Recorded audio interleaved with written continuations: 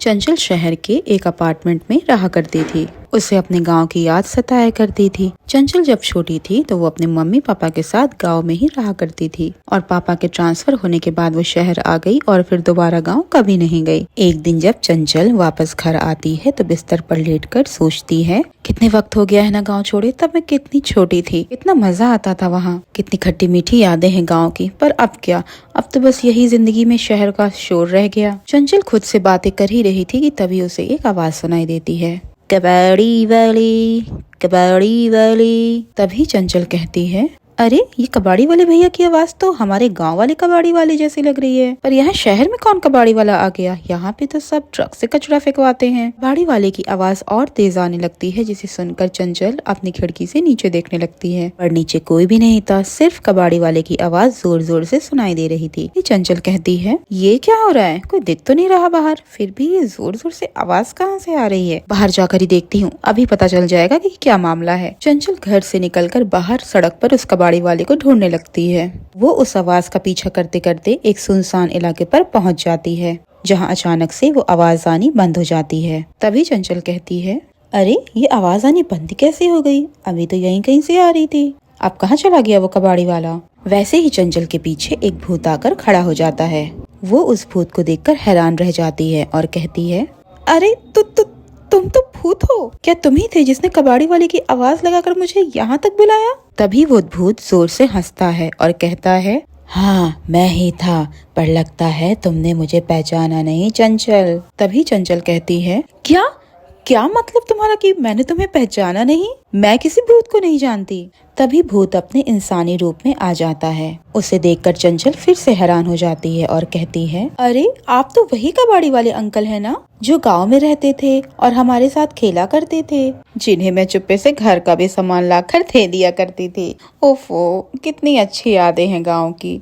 पर आप भूत कैसे बन गए अंकल। भूत वापस इंसान से भूत के रूप में आ जाता है और चंचल से कहता है, चंचल एक तुम ही थी पूरे गांव में जो मुझे अपना मानती थी, और बाकी का गांव तो मुझे मनहूस और करीब कहता है। कोई भी मुझसे बात नहीं करता था, तुम्हारे जाने के बाद भी ऐसा ही हुआ। तभी चंचल कहती है, ऐसा क्या हुआ मेरे जाने के बाद जो आप यूं भूत में बदल गए, मुझे सब कुछ बताइए ना। तभी भूतिया कबाड़ी वाला कहता है, तुम्हारे जाने के कुछ साल बाद लोगों के मन में मेरे लिए नफरत और बढ़ गई। वो चाहते थे कि मुझे गांव से निकाल दिया जाए, क्योंकि मैं गरीब हूँ और कबाड़ी वाले का काम किया करता हूँ। इसीलिए उन लोगों ने मुझ पर झूठा इल्जाम लगा दिया कि मैं लोगों के घर में चोरी करता हूँ, और उन्होंने मुझे और मेरे परिवार को धक्के मारकर गांव से निकाल दिया। मेरा पूरा परिवार जब भूख प्यास से तड़प रहा था, तब मैं गांव में वापस गया खाना मांगने, पर उन लोगों ने मुझे बहुत पीटा, जिससे मेरी मौत हो गई। उधर मेरा पूरा परिवार भी भूख प्यास की वजह से मर गया। तभी चंचल कहती है, क्या इतना सब कुछ हो गया, पर गांव वालों ने ऐसा क्यों किया, मुझे तो कुछ समझ नहीं आ रहा। जब मैं छोटी थी तब तो ऐसा कुछ नहीं था, आपके साथ तो सच में बहुत बुरा हुआ अंकल। तभी कबाड़ी वाला कहता है, तुम ही मेरी आखिरी उम्मीद हो चंचल। अब मैं चाहता हूँ कि तुम मेरे साथ चलो और गांव वालों से मेरी और मेरे परिवार वालों की मौत का बदला लेने में मेरी मदद करो। तभी चंचल कहती है, ठीक है अंकल, मैं चलूंगी आपके साथ, मैं अभी अपने घर से अपना सारा सामान लेकर आती हूँ। चंचल जल्दी से घर जाती है और अपना सामान पैक करने लगती है। तभी चंचल की माँ आ जाती है और कहती है, अरे ये तुम कहाँ के लिए सामान बांध रही हो चंचल। तभी चंचल कहती है, मम्मी वो मुझे 2 दिन के लिए कॉलेज ट्रिप पर बाहर जाना है, बस उसी के लिए सामान पैक कर रही थी। तभी चंचल की माँ कहती है, अच्छा ठीक है बेटा, पर अपना ध्यान रखना और मुझे फोन करती रहना। चंचल भूत के साथ गांव जाने के लिए निकल जाती है। तभी भूत चंचल से कहता है, चंचल गांव वालों को पता चल गया था कि मैं एक भूत हूँ और उनसे बदला लेना चाहता हूँ, इसीलिए उन लोगों ने एक तांत्रिक को बुलवाकर गांव के मंदिर में एक धागा बांध दिया है, जिससे मैं अंदर नहीं जा सकता हूँ। तुम अंदर मंदिर में जाकर वो धागा खोल देना, फिर मैं अंदर आ जाऊंगा। तभी चंचल कहती है, अच्छा तो मुझे बस इतना सा काम करना है, ठीक है, आप बिल्कुल भी फिक्र मत करिए अंकल, मैं आपकी मदद जरूर करूंगी। गांव पहुंचते ही सबसे पहले चंचल गांव के मंदिर में जाकर वो धागा खोल देती है। तभी उसे मंदिर के बाहर सरपंच दिखते हैं। वो काफी बूढ़े हो गए थे। तभी सरपंच चंचल से कहते हैं, अरे चंचल बिटिया, ये तुम ही हो? तुम तो पहचान में ही नहीं आ रही बिल्कुल। तभी चंचल सरपंच जी से कहती है, हाँ सरपंच जी, बदल गया है यहाँ तो सब कुछ।